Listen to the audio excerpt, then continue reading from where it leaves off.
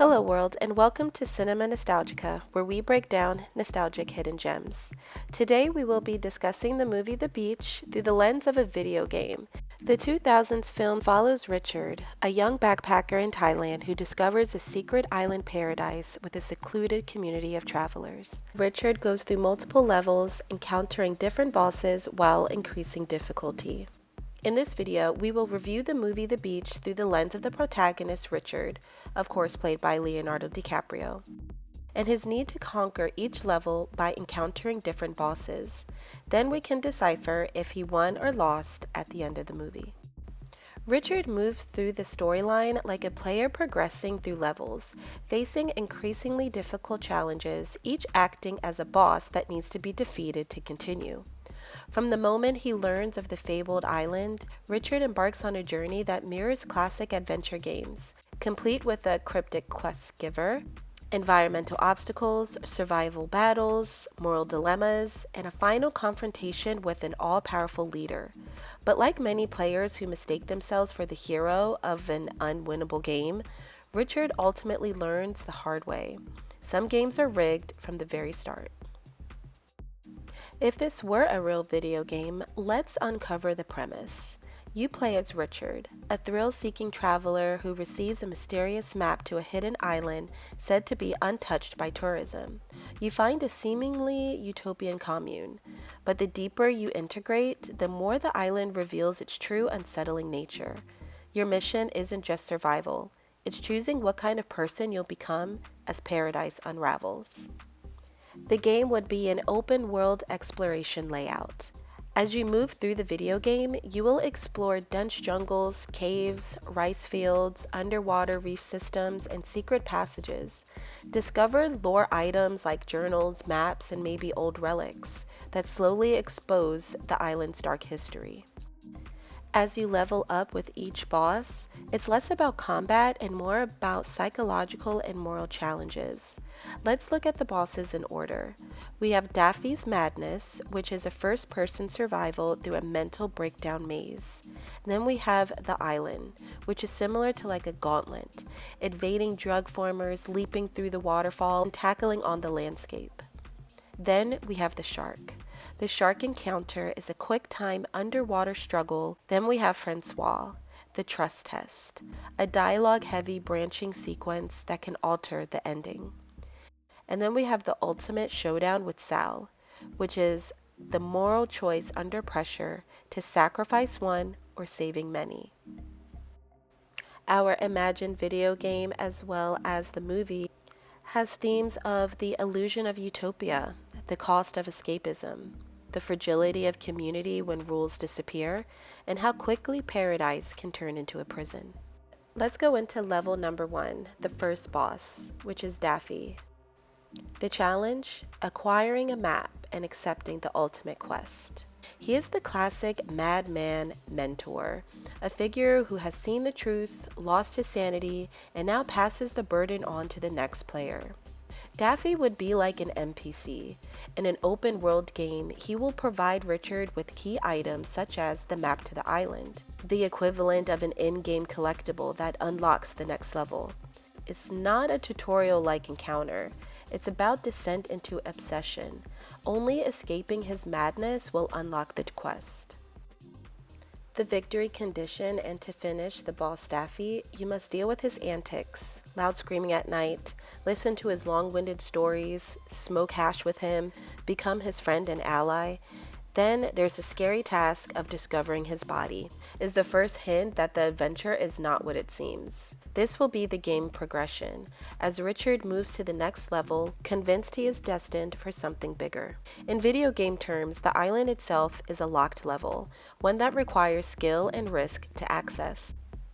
In this open world, sure, maybe he could just stay in Bangkok and drink some more snake's blood. But now a new level is unlocked, the forbidden level, the second boss, which is the island. The challenge: survive the journey and prove worthiness. The second boss is the landscape itself, with stealth missions through drug fields and waterfall leaps, symbolizing tests of worthiness. Richard and his newfound companions, Etienne and Francois, they must navigate even getting to the island itself, with using coins and privileges to gain access to riverboats and captains who could lead them to the island. This is when Etienne comes along, another NPC, but who has riches and knowledge to get them to the other island.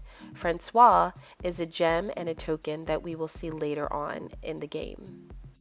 Richard and his new friends must navigate several challenges in this level, like the stamina challenge, as they swim a long distance to the Forbidden Island, taking on exhaustion, possible drowning, and being attacked by sea predators. Then there is the stealth sequence, when they have to navigate through guarded marijuana fields, evading guns and tattletale monkeys. Finally, there is a daredevil's test, as they prepare to leap off a platform down a waterfall. Each scene of the progression of the film functions like a level designed to weed out unworthy players. We will continue to see this throughout the film. Only those willing to take extreme risks can reach the hidden paradise, making the entry alone feel like a win, but in reality, it's just another illusion of control. The victory condition here is to make it past the obstacles and be accepted into the island's community. Game progression. Richard has successfully entered the new world, believing he has won his right to stay. But that is horribly wrong. The island's community doesn't even want him there, and now he has to prove himself worthy of staying. After formally integrating into the island's community, we have the third boss, level 3, the shark, or the survival test. Challenge: facing a life or death moment. The shark, a quick time underwater sequence where fear and survival instincts are pushed to the limit. Throughout the film and the book, Richard tries out different jobs on the island, including a building crew and the gardening crew. Richard is eventually assigned to the fishing crew, a role that marks his first real test of usefulness within the community. The challenge intensifies as heavy rain sets in, making the waters rough and fishing conditions dangerous. Determined to prove himself, Richard ventures out alone, facing the treacherous environment head-on. It's during this solo mission that he encounters the shark, the game's third boss. Surviving the attack and returning with his catch, Richard not only conquers the physical threat, but also earns the tribe's respect, further solidifying his place within the group. This is a crucial moment in the game, or the movie. Richard no longer sees the island as a place that can harm him, but he sees himself as someone who can conquer it. The victory condition: survive the shark attack unscathed. Game progression: Richard's overconfidence begins to grow, setting him up for greater failure. Level 4, the fourth boss, the girl, Francois Versal. Challenge: winning Francois and dealing with the fallout. In this level of love, there is a test of trust and desire. By the time Richard reaches the Francois boss level, the game's emotional stakes are at a peak. Francois isn't a traditional antagonist. She's a mirror of Richard's desire, vanity, and recklessness. This boss is a deeply narrative-driven encounter, centered on emotional manipulation, loyalty, and consequences. Case in point, Francois ditches Etienne to be with Richard. Richard is also Etienne's friend. Etienne now lost his girl to Richard, but yet they are still living together on this very small, deserted island in a very small community. So yes, emotions are at an all-time high. After gaining her affection, Richard sabotages it completely by sleeping with Sal, the group's leader. In game terms, this is a hidden choice, one that feels like a reward in the moment, but triggers a crucial shift in player reputation. Francois's heartbreak becomes symbolic of the paradise's ultimate rupture and demise. It's the moment where Richard transitions from insider to outcast. Richard unknowingly sends the game's morality system into motion. The balance of the island starts shifting against him. Other islanders begin to resent him, his allies are growing distant, and paradise becomes less and less welcoming. In traditional video game, stealing the love interest might grant the player extra and additional benefits, but in The Beach, taking Francois doesn't level Richard up. It marks the beginning of his ultimate downfall. This moment marks the beginning of the tribe's unraveling and sets up the confrontation with the final boss, who is Sal. As mentioned, each scene of the progression of the film functions like a level designed to weed out unworthy players. Those unworthy players are the group of travelers Richard gives the map to. They are NPCs who couldn't make it past level 2. However, once Sal knows about them, it marks the massive point deduction for Richard, like leadership, secrecy, and loyalty points. After this, the consequences ripple. Mental stability drops meter after meter. The hallucinations intensify. You are now being visited by Daffy, absolutely ostracized from the group. Level 5, the final boss, Sal. The ultimate authority challenge, choosing loyalty versus morality. Sal represents the final boss of Richard's journey. The leader of the island, the enforcer of order, the guardian of paradise, but under her rule, we see it slowly becomes a prison.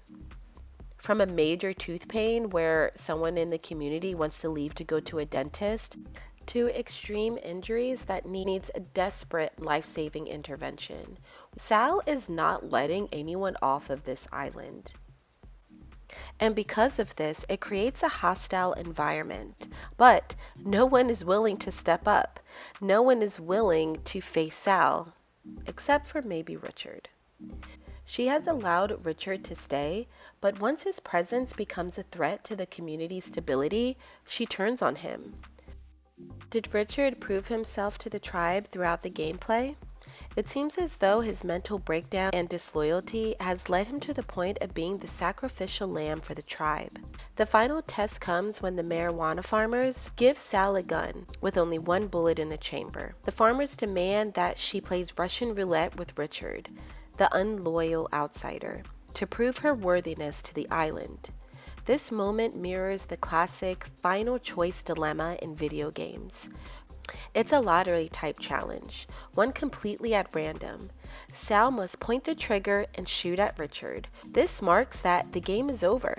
If Richard dies, or if he lives, the tribe will see the downfall of Sal. The final boss scene in the beach is a tense moral standoff where you're asked to prove loyalty through violence, or refuse and risk collapse. This is the point where the island and your sense of self either fractures or reforms. The game uses each encounter to explore how idealism crumbles, how ego corrupts, and eventually how paradise mutates under pressure. Each outcome enforces the message of paradise, which was once found, cannot stay pure forever, and human nature always comes to interfere. Reimagining the beach as a video game isn't really hard to do.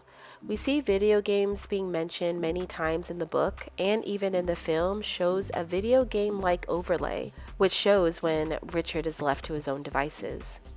It's a way to explore his psychology and moral complexes more intimately. By turning passive themes into active gameplay, it's as if this movie was made to be a game to be played. The beach would challenge players to reflect on their own choices, desires, and delusions of escape. In this analogy, we chose the role of Richard, but other players can be chosen as well, like viewing the island through the eyes of Sal or Francois. But ultimately, it's not just about surviving the island, it's about surviving yourself. So thank you so much for watching this video, especially if you made it to the end. Please let me know your thoughts in the comments. Would you play a game like this? And how would you deal with being on a beautiful island that you probably couldn't escape from? Thanks again for watching, and I'll see you in the next one.